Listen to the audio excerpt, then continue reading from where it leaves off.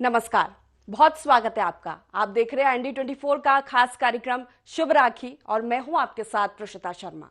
सबसे पहले आप सभी को ND24 की ओर से रक्षाबंधन की बहुत सारी शुभकामनाएं। रक्षाबंधन का त्योहार भाई बहन के अटूट बंधन का त्योहार है। भाई बहन के लिए ये त्योहार बहुत ही खास माना गया है। वैसे तो हर दिन भाई बहन का होता है, लेकिन इस दिन रक्षाबंधन के दिन भाई अपनी बहन की कलाई पे रक्षा सूत्र बांधती है और अपने भाई से सुरक्षा का वचन लेती है। रक्षाबंधन का ये त्योहार सावन महीने की पूर्णिमा पर मनाया जाता है, लेकिन इस बार रक्षाबंधन पर कई सारा कंफ्यूजन है, असमंजस की स्थिति है, क्योंकि इस बार 2 तिथि पर रक्षाबंधन आ रहा है और भद्रा काल भी पड़ रहा है। तो इन तमाम चीजों को लेकर जानकारियां हम आप तक पहुंचाएंगे। हमारे साथ खास मेहमान स्टूडियो में मौजूद है। सबसे पहले आपका परिचय करा देते हैं। हमारे साथ मौजूद है स्टूडियो में पंडित विष्णु राजौरिया जी। सबसे पहले आपका बहुत स्वागत है ND24 में। पंडित जी, सबसे पहले आपसे यही जानना चाहेंगे कि रक्षाबंधन का ये जो त्योहार है भाई बहन के लिए कितना महत्व रखता है। रक्षाबंधन का पर्व अत्यंत प्राचीन पर्व है। सनातन धर्म में रक्षाबंधन रक्षा सूत्र को बांधने की प्रक्रिया को कहते हैं। रक्षा सूत्र बांधने की प्रक्रिया बहुत प्राचीन देवताओं के समय से चली आ रही है। सबसे पहले राजा बलि को लक्ष्मी जी ने प्रसन्न होकर रक्षा सूत्र बांधा था। वामन अवतार हुआ था, तो वामन अवतार के स्वरूप में जब उन्होंने राजा बलि से 3 पग भूमि मांगी थी और उन्होंने जिस प्रकार से 3 पग भूमि में अपना सर्वस्व प्रदान कर दिया था, उससे प्रसन्न होकर राजा बलि को लक्ष्मी जी ने, और इसी प्रकार से देवताओं के राजा इंद्र को इंद्राणी ने विजय प्राप्त करने की रक्षा सूत्र बांधा। द्वापर में भगवान कृष्ण ने सुदर्शन चक्र से शिशुपाल का वध किया था। जब वह सुदर्शन चक्र लौटकर आया उनकी अंगुली में, तो उससे रक्त प्रवाह होने लगा। उस रक्त प्रवाह को देखकर द्रौपदी ने अपने चीर का कुछ हिस्सा उस भगवान कृष्ण की उंगली में बांधकर रक्तपात को बंद किया था। परिणाम स्वरूप द्रौपदी की चीर हरण के समय भगवान कृष्ण ने उनके चीर की वृद्धि करके रक्षा की थी। इसी प्रकार से यम और यमुना जी के संदर्भ में कहा जाता है कि यमुना जी ने यमराज को भी रक्षाबंधन किया था, और यह अनंतर उस काल से द्वापर आया, द्वापर से कलयुग में ये निरंतर यह ऋषि मुनियों की परंपरा जारी है। तो रक्षा सूत्र बांधने की परंपरा राजा को राज पुरोहित बांधते थे, अपनी प्रजा को भी राज के पुरोहित बांधते थे, शिष्यों को उनके गुरु रक्षा सूत्र बांधते हैं, और भाइयों को उनकी बहनें। तो प्रत्येक परिवार में भाई और बहन उमंग के साथ, हर्षोल्लास के साथ इस पर्व को मनाते आए हैं और अनंत काल तक ये पर्व चलता रहेगा। बिल्कुल, रक्षाबंधन का त्योहार हर साल एक उत्साह के साथ एक उमंग लेकर आता है। इस बार भी इसी तरह की रौनक रक्षाबंधन पर हम देख पा रहे हैं। लेकिन जिस तरह से देखा जाए हमारे धर्म के अनुसार कि इस बार 2 तिथियां पड़ रही है रक्षाबंधन को लेकर, मतभेद है, असमंजस की स्थिति है लोगों में कि कब रक्षाबंधन मनाएं। और सबसे बड़ी बात कि भद्रा काल जो है, इस काल में माना जाता है कि राखी नहीं बांधी जाती है। तो इसको लेकर क्या कुछ जानकारी है, किस तरह से रक्षाबंधन मनाया जाए, क्या मुहूर्त सही होगा? देखिए, हमारे पर्वों में मुहूर्त का बड़ा महत्व होता है। मुहूर्त का तात्पर्य होता है कि अत्यंत शुभ समय में उस कार्य को करने से उसका अभीष्ट लक्ष्य प्राप्त होता है, इसलिए मुहूर्त का बहुत महत्व होता है। पंचांग में तिथि, वार, नक्षत्र, योग और करण, ये हमारे पंचांग के 5 अंग हैं। तो तिथि पूर्णिमा होनी चाहिए, और पूर्णिमा में रक्षाबंधन का पर्व होना चाहिए, और भद्रा स्थिति भी नहीं होना चाहिए। भद्रा एक छाया है, शनि की बहन माना गया है उसको भी, तो वो भी काली छाया है जिसको कि शुभ कार्यों में वर्जित माना गया, निषेध किया गया है। तो भद्रा समाप्त होने के बाद 30 तारीख को पूर्णिमा प्रातः 10:14 पर उसका आगमन हो जाएगा। लेकिन उसके साथ ही क्योंकि चतुर्दशी में पूर्णिमा आई है तो भद्रा स्थिति भी आ गई। भद्रा का काल जब तक रहेगा तब तक रक्षाबंधन का कार्य नहीं होगा। लेकिन जो पूजन के अंग हैं, जैसे सूंड जिमाते हैं, राजस्थान में बहुत प्रचलित है। द्वार पर भित्ति चित्र बनाकर वहां पर भोग लगाया जाता है, श्रवण कुमार की पूजा होती है और ब्राह्मण लोग, कर्मकांडी ब्राह्मण अपने शिष्यों के साथ जलाशयों पर जाते हैं। वहां पर 10 विध स्नान करते हैं, सर्व प्रायश्चित संकल्प करते हैं और वहां पर श्रावणी उपाकर्म का आयोजन होता है। बड़ा विधि पूर्वक उसमें घंटे 2 घंटे की विधि पूर्वक पूजा होती है। कई वस्तुओं से स्नान होता है। पूजा के बाद में हवन होता है। इसके उपरांत नवीन यज्ञोपवीत, वो भी सूत्र है, सूत्र को धारण करते हैं। तत्पश्चात वह ये कार्य भद्रा काल में हो सकता है।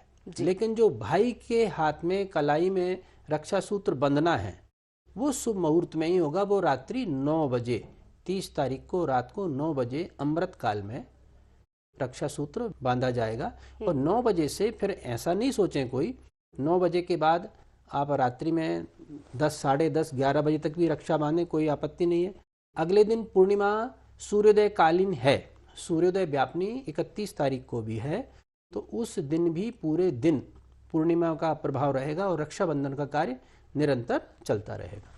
बिल्कुल पंडित जी, ये भी आपसे जानना चाहूंगी, जैसा कि आपने बताया कि 30 और 31 दोनों ही दिन रक्षाबंधन हम मना सकते हैं, अपने भाइयों को राखी बांध सकते हैं। लेकिन धर्म के अनुसार देखा जाए तो कई जगह ये माना जाता है कि जब सूर्योदय के समय जो तिथि होती है उसी में त्योहार मनाया जाता है। कई जगह, कई क्षेत्रों में ऐसी मान्यता है कि सूर्योदय के समय जो तिथि लगेगी उसी दिन हम उस त्योहार को मनाएंगे।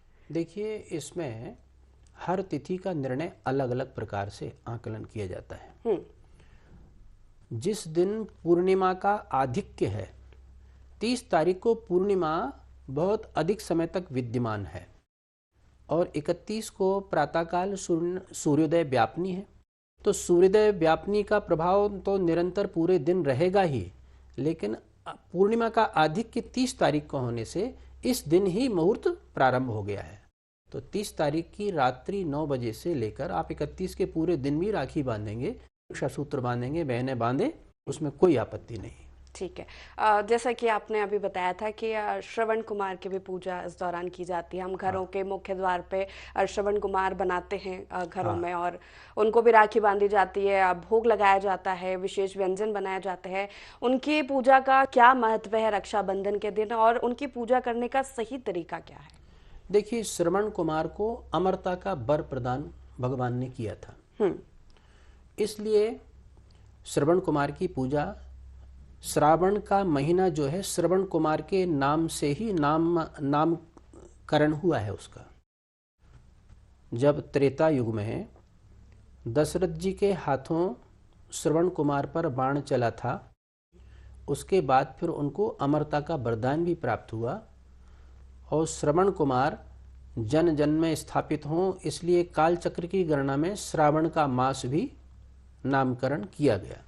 और उन श्रवण कुमार, तो श्रावण के महीने की पूर्णिमा जो है प्रायः श्रवण नक्षत्र में ही होती है जी। तो श्रवण नक्षत्र में पूर्णिमा का प्रवेश हो जाता है और श्रावण की वो पूर्णिमा होती, उसी दिन रक्षाबंधन का कार्य करते हैं। इसलिए श्रवण कुमार की पूजा उसमें अत्यंत अनिवार्य होती है, जिससे आयुष्य, आरोग्य और अमरता का वरदान प्राप्त होता है, आयु वृद्धि होती है जी।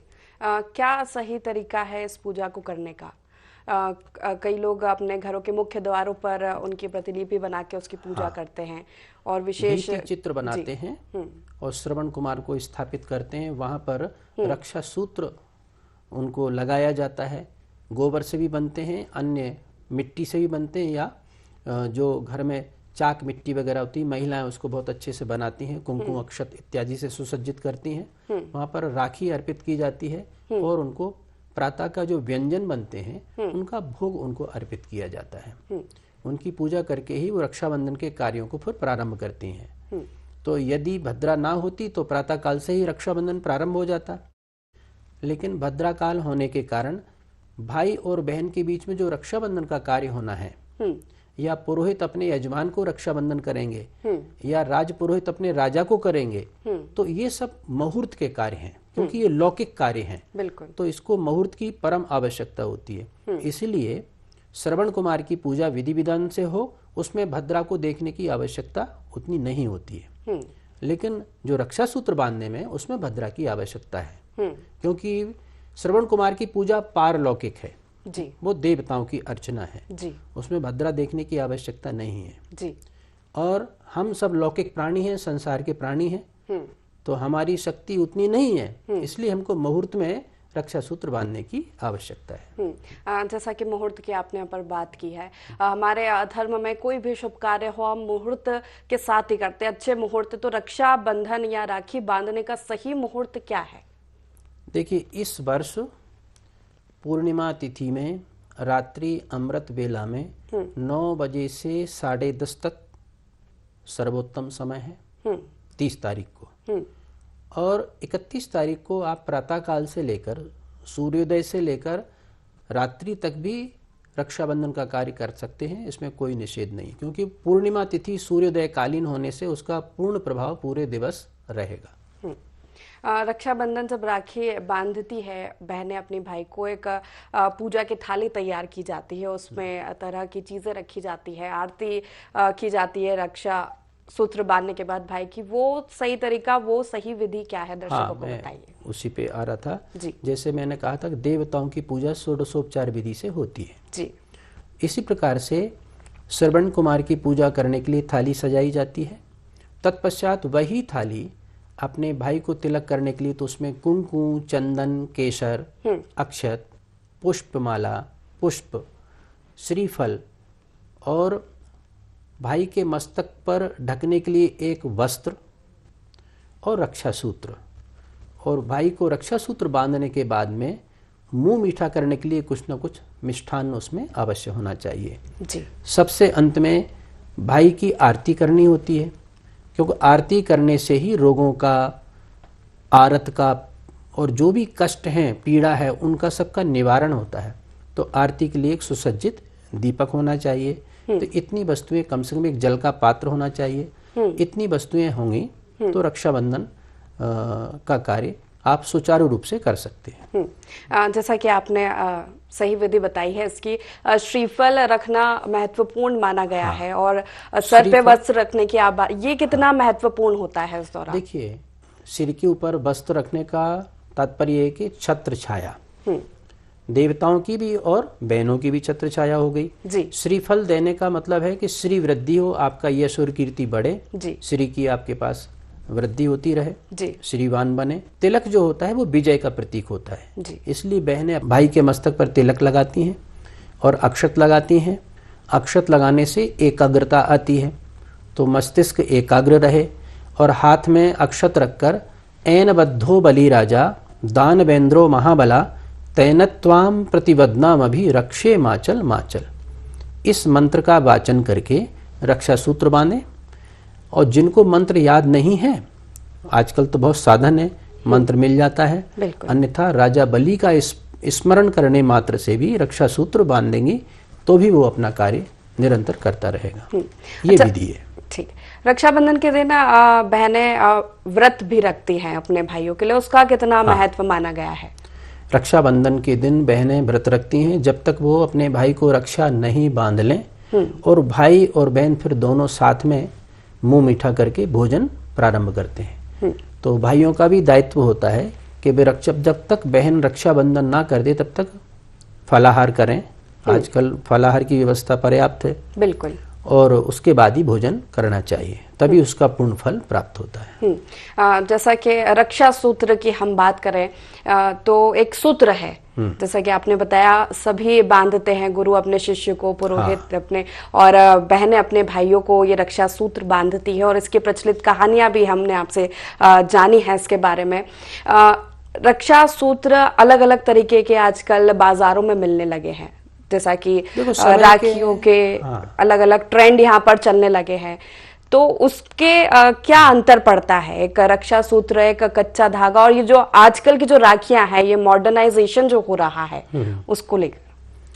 देखिए, प्रत्येक समाज के आयोजनों में और खास तौर से सनातन समाज तीज त्योहार के जो कार्य हैं इतने पर्याप्त होते हैं, इतने अधिक होते हैं, तो उसमें आधुनिकता के स्वरूप में कई चीज़ें परिवर्तित होती जा रही, कालांतर में विकृतियाँ भी आ रही हैं। वैसे रेशम का धागा या सूत का धागा सबसे उत्तम होता है। आजकल सिंथेटिक धागे आने लगे हैं, राखी बांधी तो पता पड़ा कि वो 6 महीने तक कुछ नहीं होता है। सामान्य तौर पर रक्षा सूत्र बांधने के बाद, रक्षा सूत्र अष्टमी के बाद एक गोगा नवमी आती है। गोगा नवमी को वो रक्षा सूत्र खोलकर भगवान गोगा वीर को चढ़ा दिया जाता है, लेकिन कई लोग उसको बांध कर रखते हैं, उसमें कोई आपत्ति भी नहीं है। तो रक्षा सूत्र रेशम का हो वो सर्वोत्तम है। रेशम अत्यंत पवित्र और शुद्ध धागा होता है और उसको अच्छा माना जाता है सनातन धर्म में जी। अथवा सूत का, रुई से बना हुआ धागा हो, कच्चा धागा होता है, उसको बहुत पवित्र माना जाता है। पूजन में हमारे यहाँ सामान्यतः ये 2 प्रकार के धागों का ही उपयोग होता है। इसमें प्लास्टिक के या सिंथेटिक धागों का उपयोग करना उचित नहीं है जी।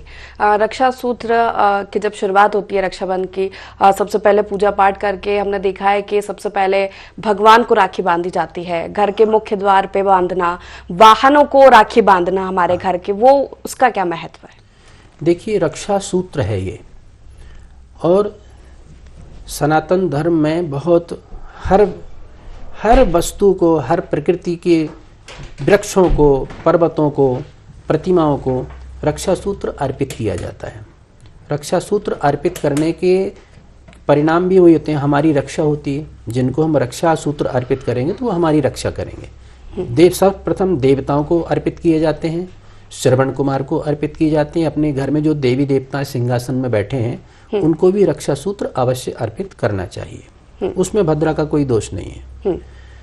और आपने देखा होगा कि हमारे वर्ष में कुछ पर्व ऐसे भी आते हैं जहाँ प्रकृति, बट को रक्षा सूत्र बांधा जाता है, आंवले को रक्षा सूत्र बांधा जाता है, और देवताओं को तो चढ़ता ही है। इस प्रकार से हमारे यहाँ रक्षा सूत्र का प्रत्येक पूजा में भी महत्व है। जब कोई पूजा होती है, किसी भी मुहूर्त में पूजा करने यजमान और पुरोहित बैठते हैं, तो पुरोहित अपने यजमान के हाथ में रक्षा सूत्र अवश्य बांधते हैं जिससे उनकी रक्षा हो। तो ये रक्षा सूत्र उसी का एक अवसर है, रक्षाबंधन, जो कि विशेष अवसर है, और इस दिन बहनें अपने भाई के हाथ में रक्षा सूत्र बांधती हैं। रक्षाबंधन के दिन तो राखी हम बांधते ही हैं, कई जगहों पर जन्माष्टमी पर भी रक्षाबंधन मनाई जाती है अलग अलग क्षेत्रों में हमारे देश के। उसके बाद ऋषि पंचमी तक ये त्योहार चलता है, तो इसको लेकर क्या जानकारी आप दर्शकों तक पहुंचाना चाहेंगे? देखिए, सामान्यतः रक्षाबंधन का पर्व अष्टमी तक तो मनाया ही जाता है। अष्टमी तक पुरोहित लोग भी अपने यजमानों को रक्षा सूत्र बांधने के लिए कई स्थानों पर भ्रमण करते हैं, और रक्षाबंधन से प्रारंभ करके अष्टमी तक अपने यजमानों के हाथ में रक्षा सूत्र बांधकर आते हैं जी।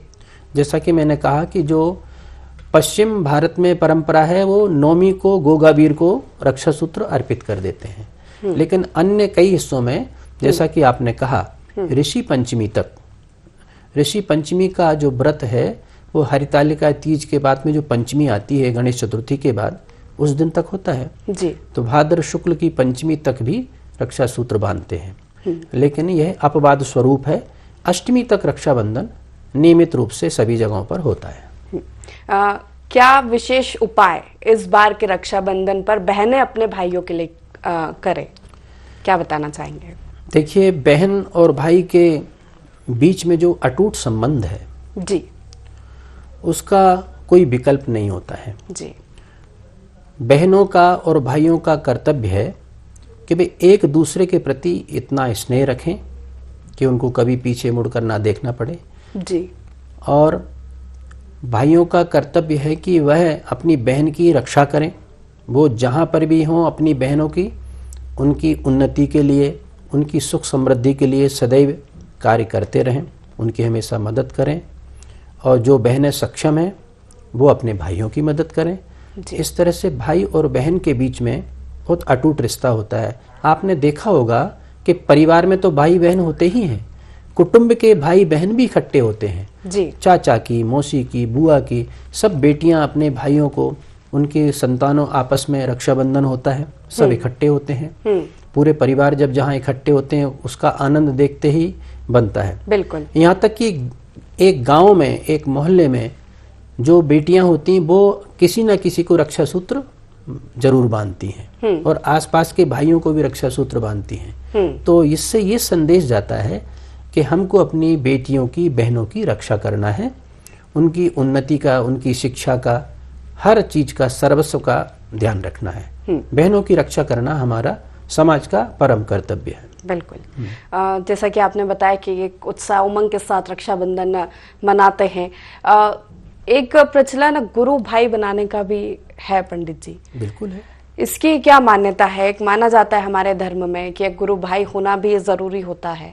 बिल्कुल। गुरु दीक्षा जब ली जाती है तो प्रायः गुरु दीक्षा लेते समय पुरुष को अपने लिए एक गुरु बहन भी बनानी होती है, तभी उसकी गुरु दीक्षा का फल पूर्ण प्राप्त होता है जी। तो गुरु मंत्र जब एक गुरु से लिया है और एक ही मंत्र लिया है तो वो सभी शिष्यगण आपस में भाई बहन के समान में होते हैं। इस तरह से गुरु भाई और गुरु बहन की परंपरा जीवंत है। माना जाता है कि हर साल बहनें अगर शादी हो गई है तो भाई बुलाते हैं घर और ये त्योहार मनाया जाता है, लेकिन आजकल रोजमर्रा की व्यस्ततम जो जीवन चल रहा है उसमें कई बार कई दफा ऐसा होता है कि बहनें अपने भाइयों को राखी नहीं बांध पाती है। कोई ऐसी परिस्थिति हो जाती है कि वो लोग नहीं मिल पाते हैं। उस स्थिति में क्या किया जाए? देखिए, सूचना तंत्र का समय है इस समय, बहुत सारे साधन हैं मिलने के। ऐसी परिस्थितियों में उनका उपयोग करना चाहिए, लेकिन एक दूसरे का साक्षात्कार परम आवश्यक है। यदि बहन भाई के घर आती है, इससे अच्छी तो और कोई बात हो नहीं सकती। बिल्कुल। अगर ऐसी परिस्थिति है कि कोई बहन नहीं आ सकती तो भाई को बहन के पास जाना चाहिए जी। भाई वहां जा सकता है जी। इन सब में भी कोई गतिरोध है या कोई ऐसी समस्या है तो सूचना तंत्र का उपयोग करके हम अपनी बहनों से संपर्क कर सकते हैं और उनके द्वारा भेजा हुआ रक्षा सूत्र अपने हाथ में, अपने घर में कोई बेटी बहन जो भी होगी उसके माध्यम से आप अपनी कलाई पर बंधवा सकते हैं। इस तरह से रक्षाबंधन जरूर मनाना चाहिए। राशि के अनुसार भी राखी बांधी जाती है, ऐसा कुछ है पंडित जी? देखिए, वैसे तो प्रत्येक राशि वाले के लिए प्रत्येक पर्व महत्वपूर्ण होता है, इसमें कोई राशि का विभेद नहीं है। हाँ, राशियों से रंग का संबंध हो सकता है। तो जैसे मेष और वृश्चिक राशि हैं तो इनको लाल रंग की राखी बांध सकते हैं आप। वृषभ और तुला को थोड़ी श्वेत आभा वाली चमकीली राखी बांध सकते हैं जी। मिथुन और कन्या को आप थोड़ी हरी आभा लेने वाली ऐसी कोई राखी बांध सकते हैं। उसी प्रकार से कर्क राशि वाले जातकों को चंद्रमा के समान चमकने वाली इस प्रकार के रंग की दूधिया राखी बांध सकते हैं जी। और सिंह राशि वालों को गुलाबी राखी बांध सकते हैं। इस तरह से कुंभ और मकर राशि वालों को थोड़ी सी मोर के पंख जैसी नीली आभा की राखी बांध सकते हैं जी। और तुला राशि और धनु राशि वाले जातकों को पीत वर्ण की राखी बांध सकते हैं। तो इसमें तो इतना तक तो सीमित हो सकता है राशि का संबंध। बाकी हर राशि वाले जातक को रक्षा सूत्र बांधना परम अनिवार्य है और वो किसी भी राशि के हों, किसी भी नक्षत्र के हों और वो किसी भी राखी को बांध सकती है। बहन जो राखी लाए उसको स्वीकार करना चाहिए। तो पंडित जी, आपका तमाम जानकारियां हमारे दर्शकों तक आपने पहुंचाए, किस तरह से रक्षाबंधन मनाया जाए, इसके लिए बहुत बहुत शुक्रिया IND24 का आपकी तरफ से। और जैसा कि आप सभी सुन रहे थे, शुभ राखी के इस खास कार्यक्रम में हमने तमाम जानकारियां रक्षाबंधन से जुड़ी आप तक पहुंचाने की कोशिश की है कि कैसे ये रक्षाबंधन का त्योहार आप बनाएं, क्या विधि इसकी होनी चाहिए, कैसे रक्षा सूत्र, क्या पूजन होना चाहिए, किस तरीके से इसको मनाना है। ये तमाम जानकारियां हमारे दर्शकों तक हम इस कार्यक्रम के माध्यम से पहुंचाई है। और इसी के साथ मैं यही कहूंगी कि इस बार का रक्षाबंधन आप सभी का शुभ हो। एक बार फिर से IND24 की ओर से आप सभी को रक्षाबंधन की ढेरों सारी शुभकामनाएं। मुझे दीजिए इजाजत और आप बने रहिए IND24 के साथ। नमस्कार।